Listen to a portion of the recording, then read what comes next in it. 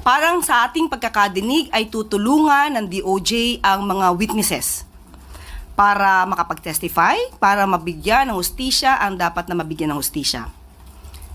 Hindi directly makikipagtulungan sa ICC. Hindi direktang nakikipagtulungan ng pamahalaang Pilipinas sa International Criminal Court o ICC. Ibig sabihin walang pagbabago sa posisyon ni Pangulo Ferdinand Marcos Jr. ukol sa isyu ng muling pagsali ng bansa sa Rome Statute.